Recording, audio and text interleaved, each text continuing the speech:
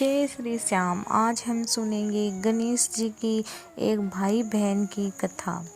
एक समय की बात है, एक भाई बहन रहते थे। बहन का नियम था कि वह अपने भाई का चेहरा देखकर ही खाना खाती थी। वह हर रोज़ सुबह उठती और जल्दी जल्दी सारा काम करके अपने भाई का मुंह देखने के लिए उसके घर जाती थी। एक दिन रास्ते में एक पीपल के नीचे गणेश जी की मूर्ति रखी थी। उसने भगवान के सामने हाथ जोड़कर कहा कि मेरे जैसा अमर सुहाग और मेरे जैसा अमर पीहर सबको देना। ये कहकर वह आगे बढ़ जाती थी। जंगल की झाड़ियों के कांटे उसके पैरों में चुभ जाया करते थे। एक दिन भाई के घर पहुंची और भाई का मुंह देखकर बैठ गई तो भाभी ने पूछा, पैरों में क्या हो गया? ये सुनकर उसने भाभी को बताया कि रास्ते में जंगल की झाड़ियों के गिरे हुए कांटे पाँव में छुप गए।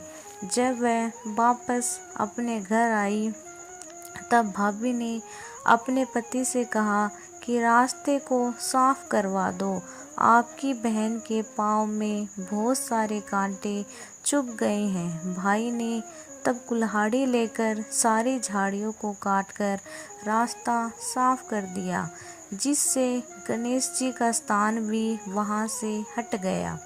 ये देखकर भगवान गुस्सा हो गए और उसके भाई के प्राण हर लिए। लोग अंतिम संस्कार के लिए जब भाई को ले जा रहे थे तब उसकी भाभी रोते हुए लोगों से कहने लगी, थोड़ी देर रुक जाओ, उसकी बहन आने वाली है। वह अपने भाई का मुंह देखे बिना नहीं रह सकती, उसका ये नियम है। तब लोगों ने कहा, आज तो देख लेगी पर कल कैसे देखेगी? रोज दिन की तरह बहन अपने भाई का मुंह देखने के लिए जंगल में निकली। तब जंगल में उसने देखा कि सारा रास्ता साफ किया हुआ है।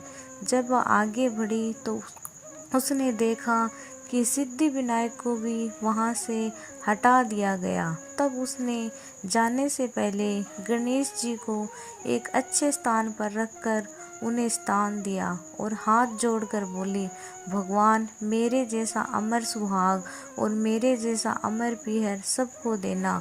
और बोलकर आगे बढ़ गई।